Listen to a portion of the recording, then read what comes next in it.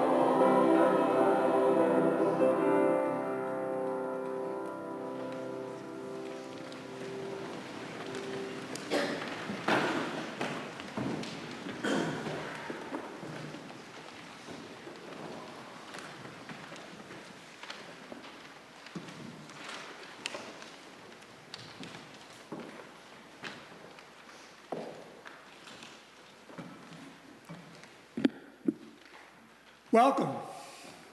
We're happy you're with us today in this room or joining us remotely. We're pleased to have guests with us. Our members would like to greet you personally following the service. So if you're visiting, please raise your hand. Members, take note of our guests seated near you. After the service, invite them to join you for coffee and conversation in Freeman Hall. Should it enhance your experience of future services, you can find both a large print order of service and a personal hearing assistance device on the table at the entrance to the sanctuary. Also, an elevator is located to the left of the entrance. If you'd like to learn more about us, please fill out a yellow card and place it in an offering basket later in the service. Members with a life event to share can do so on the reverse side of the card. The cards and offering envelopes are on the clipboards at the end of the row. Please begin passing them now. Visitors interested in hearing about how to become a member can talk to our membership coordinator, Kelly Green. Her contact information is on the back of your order. Again, to each of you, welcome.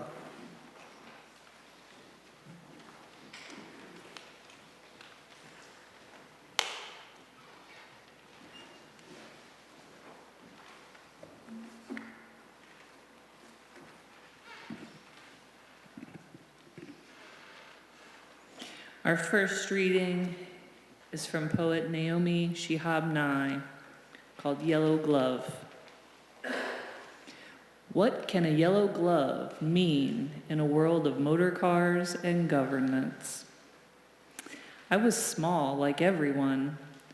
Life was a string of precautions. Don't kiss the squirrel before you bury him. Don't suck candy, pop balloons, drop watermelons, watch TV. When the new gloves appeared one Christmas, tucked in soft tissue, I heard it trailing me. Don't lose the yellow gloves. I was small. There was too much to remember. One day, waving at a stream, the ice had cracked, winter chipping down. Soon we would sail posts and roll into ditches. I let a glove go. Into the stream, sucked under the street. Since when did streets have mouths? I walked home on a desperate road. Gloves cost money. We didn't have much. I would tell no one. I would wear the yellow glove that was left and keep the other hand in a pocket. I knew my mother's eyes had tears they had not cried yet. I didn't want to be the one to make them flow. It was the prayer I spoke secretly, folding socks, lining up donkeys in windowsills. To be good, a promise made to the roaches that scouted my closet at night. If you don't get in my bed, I will be good. And they listened. I had a lot to fulfill. The months rolled down like towels out of a machine. I sang and drew and fattened the cat. Don't scream, don't lie, don't cheat, don't fight. You could hear it anywhere. A pebble could show you how to be smooth, tell the truth. A field could show how to sleep without walls. A stream could remember how to drift and change. Next June, I was stirring the stream like a soup, telling my brother dinner would be ready if he'd only hurry up with the bread. When I saw it, the yellow glove draped on a twig, a muddy survivor, a quiet flag. Where had it been in the 3 months gone? I could wash it, fold it in my winter drawer with its sister. No one in that world would ever know. There were miracles on Harvey Street. Children walked home in yellow light. Trees were reborn and gloves traveled far but returned. 1,000 miles later, what can a yellow glove mean in a world of bank books and stereos?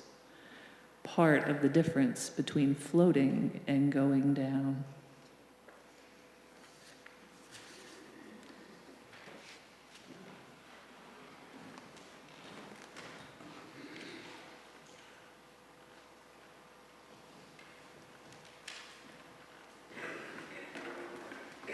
Good morning. My name is Colin Hood, and I'm very fortunate to be in my second year on your Board of Trustees. Oh, I've had other opportunities to serve in other roles within our community, like my 3 years of service with our stewardship team. But the invitation and acceptance to serve on the board has been very, very special. I am very privileged to say that I was part of the board that worked on our mission. Our mission. Challenged by our liberating faith, we discover deeper spiritual meaning, nurture loving community, cultivate courageous connections, and partner in the work of justice. This was demanding work and defining for me during my time here in the church. I was moved when I read our own Ginny Sullivan's words from our publication in Soundings. She wrote, "I still have a lot to learn, and I'm grateful for the opportunity to learn in my congregation, where I expect to follow my learning with concrete ways to change the narrative, the actions, and the culture going forward." This clearly articulated my desire for service on the board and hinted to the challenges ahead and called my desire to make a difference in the community, both within our church and the community of Charlotte.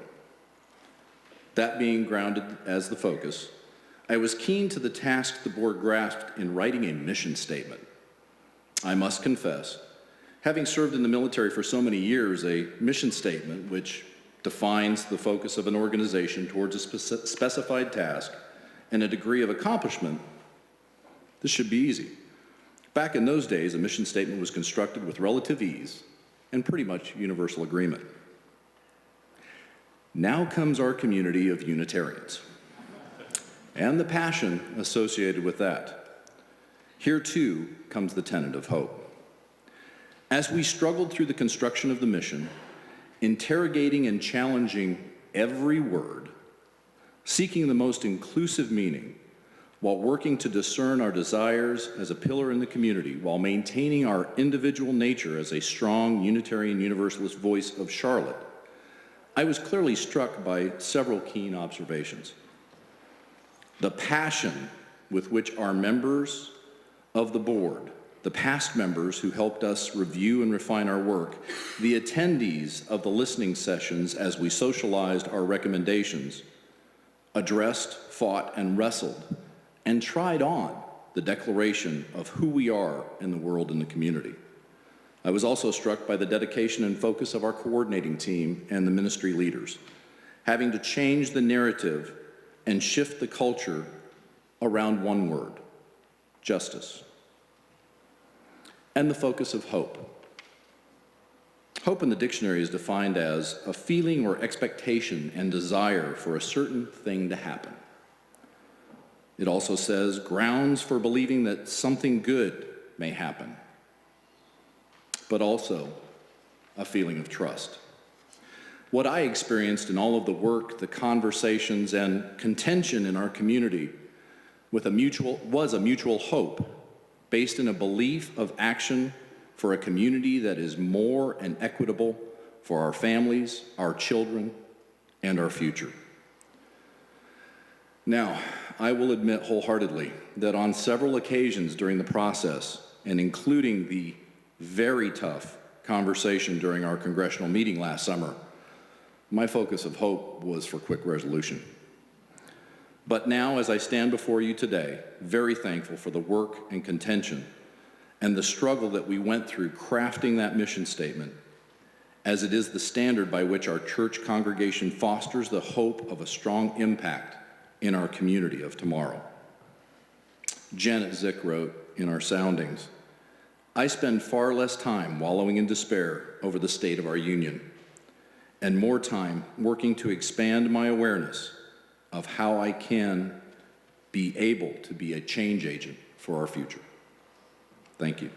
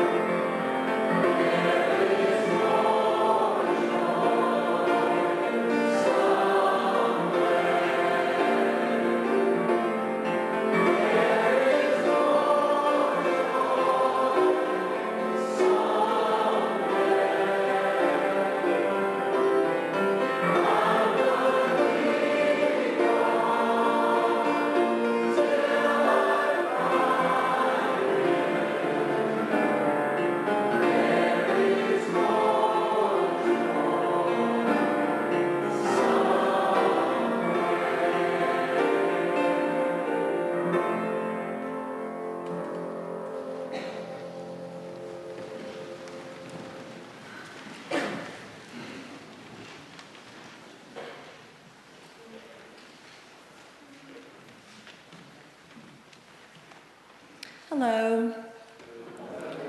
I am Margie Storch, and I'm serving my second year on our UUCC Board of Trustees. To me, hope is the desire for good with the expectation that it is achievable. When our congregation adopted our vision of inspiring spiritual, societal, and environmental transformation, we expressed our hope that we can transform ourselves in order to create a world that lives up to our principles. My understanding of hope has evolved over time. As a teen, I began to realize that the world had unequal expectations and opportunities for males and females. My hope for a feminist world prodded me to discover the truth and find courage to challenge patriarchal practices.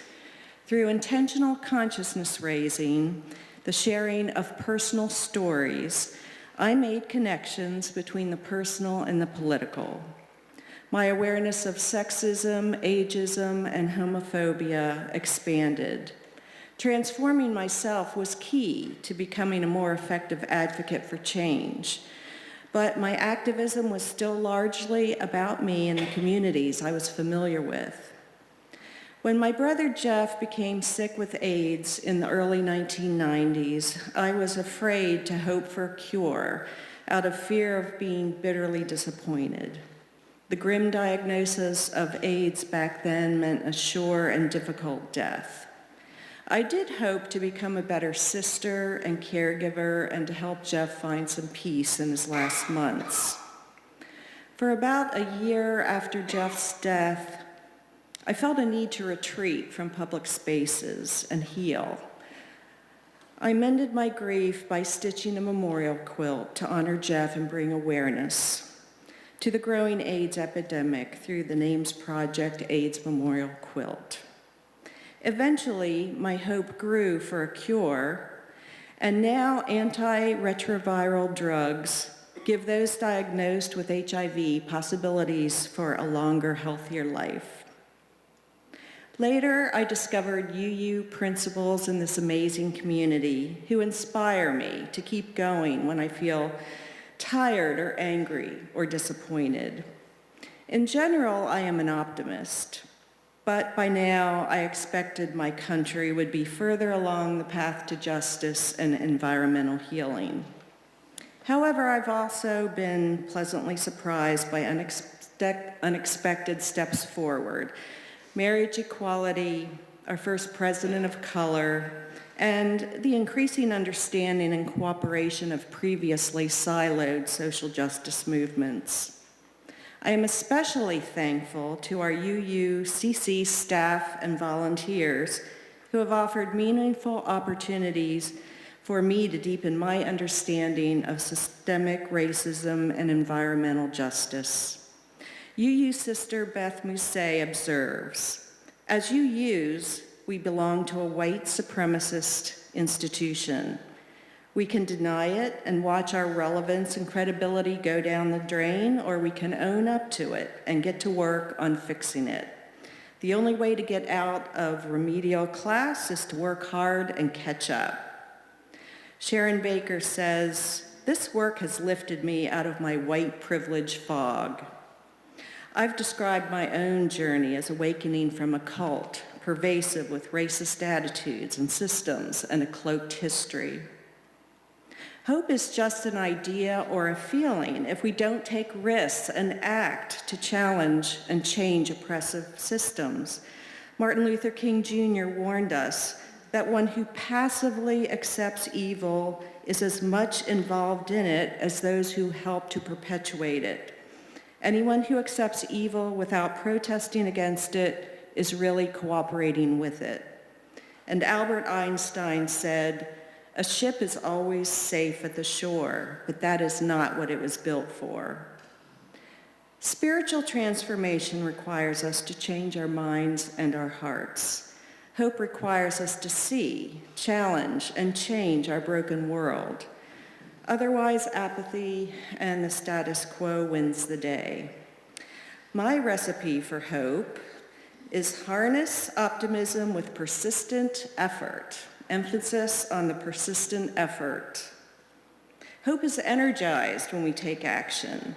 Every hope is not always realized in our short lifetimes, but we honor our ancestors and future generations as we continue to create the path that ensures the destination is reached.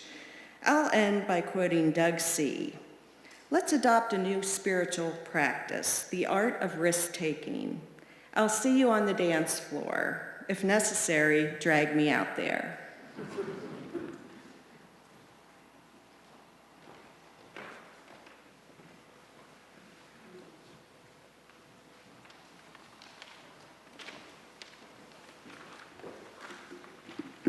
Good morning. Our second reading comes from Liz James. It's an adaptation from a reading from hers called Remembership.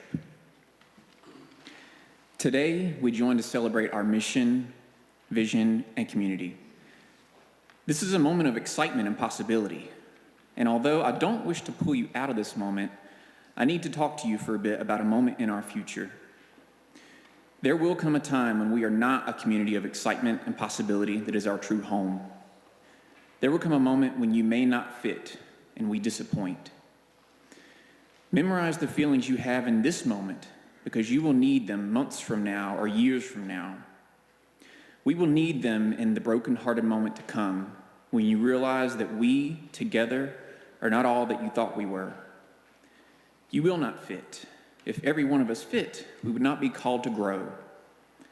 This community is not a thing you join, it is a thing you are called to co-create. So prepare now for when we break one another's hearts. Know what will carry you through that, and know who will carry you through that. Be ready. Hold on to this moment and this memory, for that this time in the future, when you are ready to turn away. These moments of remembrance will be one of the most precious parts of your journey as a part of this community. Today, plant the seeds in your heart that will prepare you for it.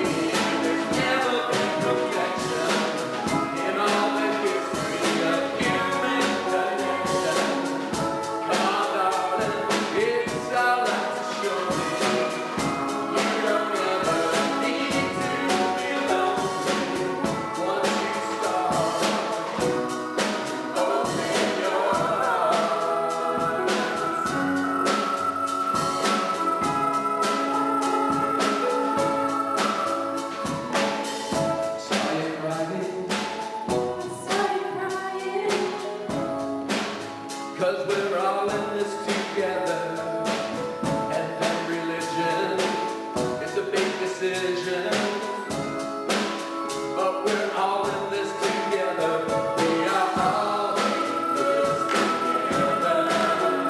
We are all in this together.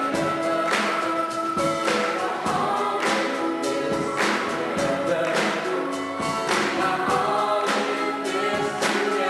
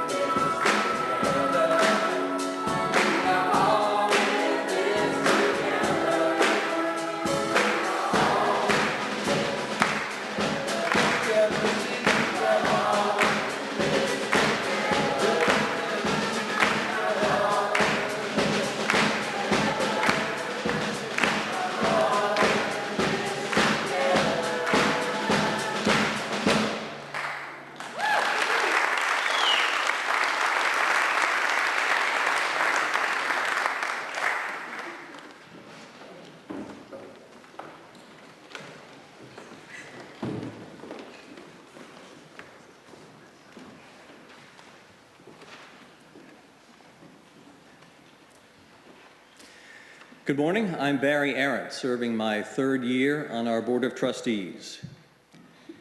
In her award-winning Broadway show, Lily Tomlin said, "I always wanted to be somebody, but now I realize I should have been more specific."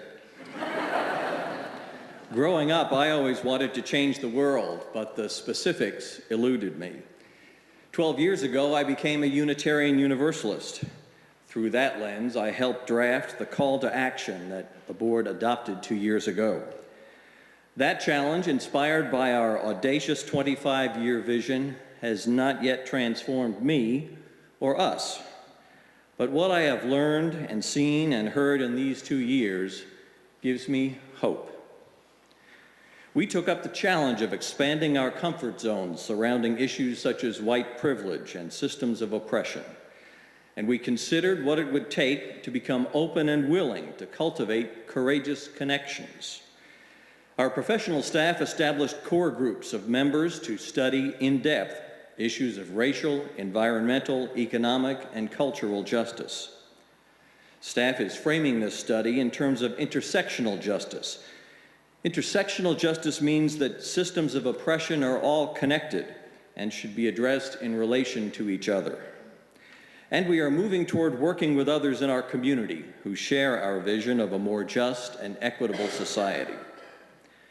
Many of us have done the difficult work of listening with open minds and willing hearts to speakers who have challenged us to change how we view ourselves and our role in maintaining a status quo that maintains injustice.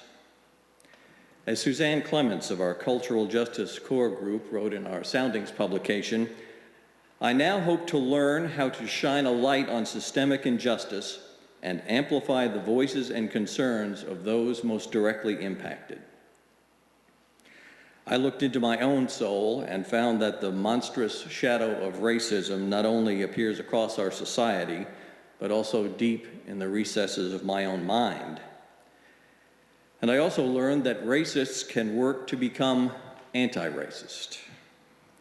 I have learned that my privileges as a fair-skinned straight man with economic and educational opportunities contribute to a distorted view of society.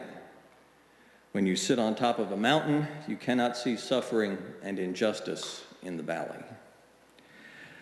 I've especially been inspired by the indomitable spirit reflected in the Black American experience.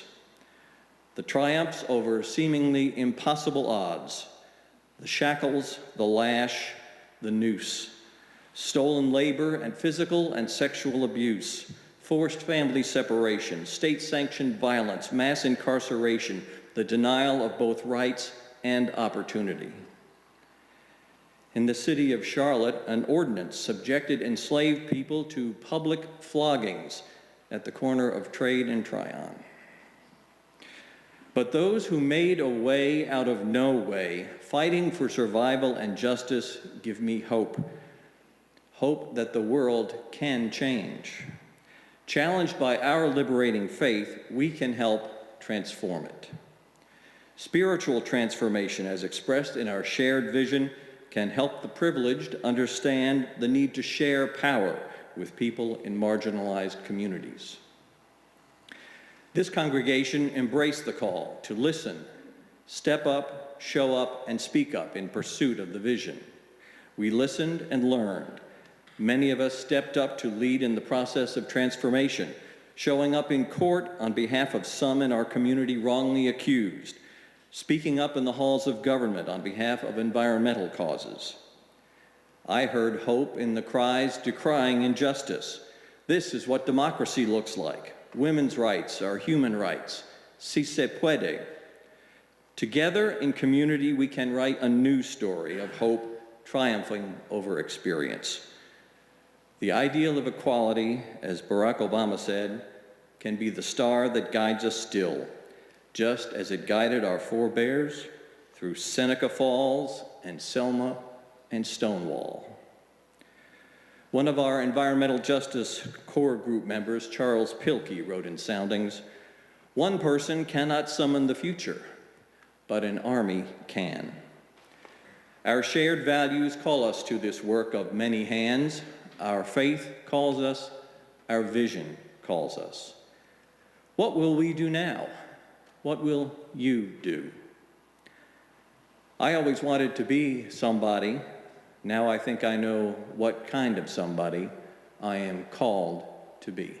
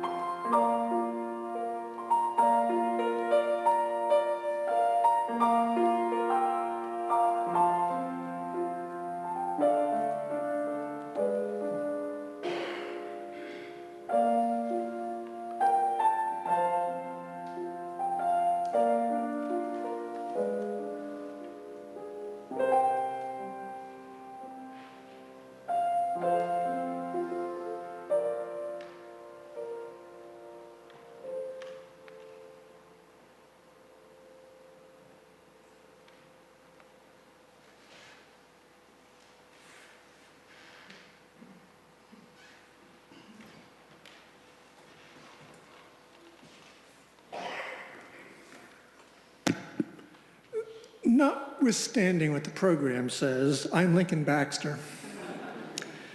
Cindy was unable to be here this morning. We call your attention to the announcements in the back of the order of service. Registration is open for Lunar Rising, our congregation's annual intergenerational celebration of the feminine spirit. This event, celebrating its 10th anniversary this year, will take place on Saturday, March 2nd. More information is available for this and additional events in your order of service and on our Currents webpage, accessed through the UUCC website. In a congregation of our size, we have many joys and concerns. We hold in our hearts and prayers, especially Sean McCaffrey and his family. Sean is a college-age young man who grew up in this congregation and is currently hospitalized. Everyone is invited to light a candle during the offering to mark a celebration, concern, or remembrance.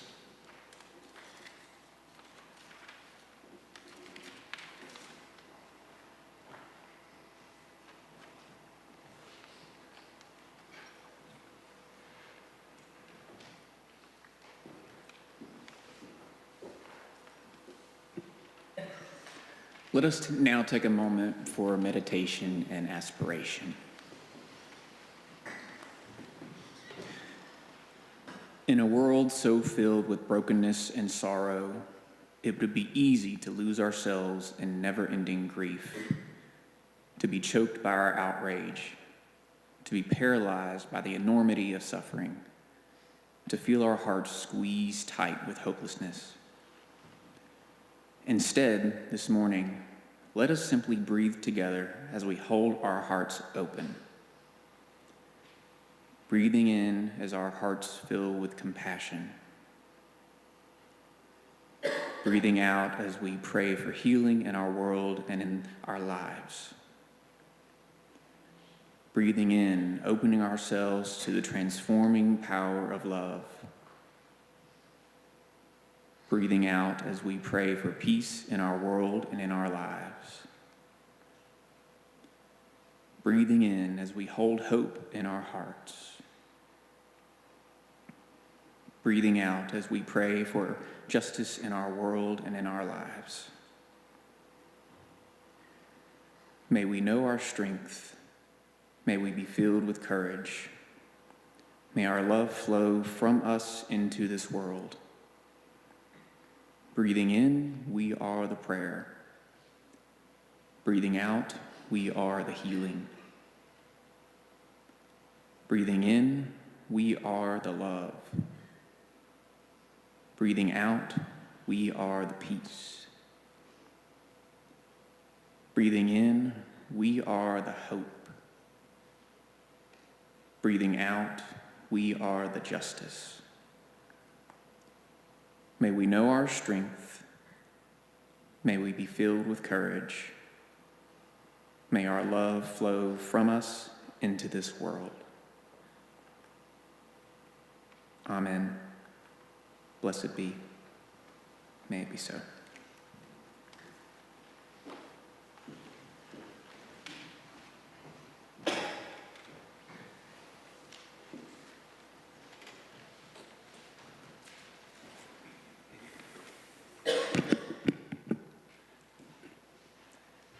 There's an old stewardship joke, paraphrasing. We have good news and bad news.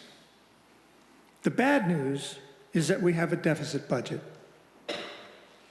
It's true. And the good news is that we have all the money we need, but it's in your pockets. It's true. The work of this church, our vision to transform ourselves, our community, and our society, the learning we are doing through programs we are offering, our wonderful professional staff who provide these programs, this warm, well-lit building in which we offer them, the hope we are celebrating today. All of this is only possible through the financial generosity of our members and friends. As we pass the basket, a symbol of that generosity, please reflect on whether you might be able to give a little more, thereby enhancing what we do, growing our hope, and reducing our deficit. With the hope that this comes to pass, the offering will now be given and received.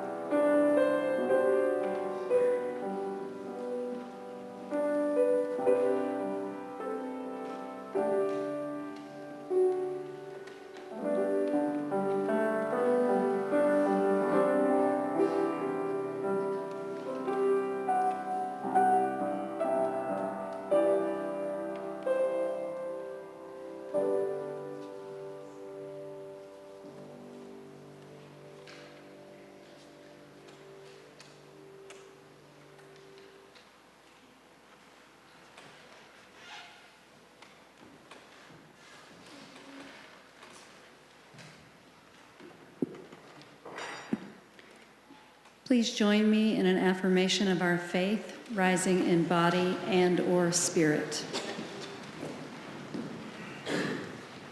Challenged by our liberating faith,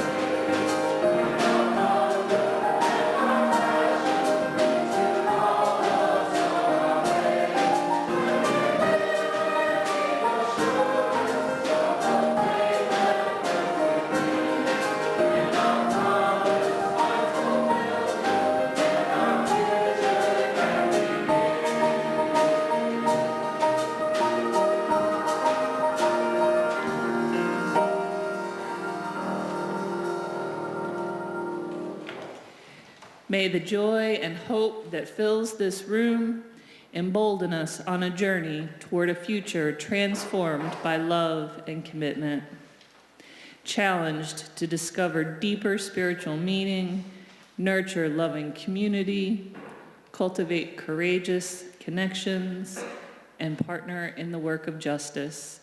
May we continue to embody hope for one another. Please be seated.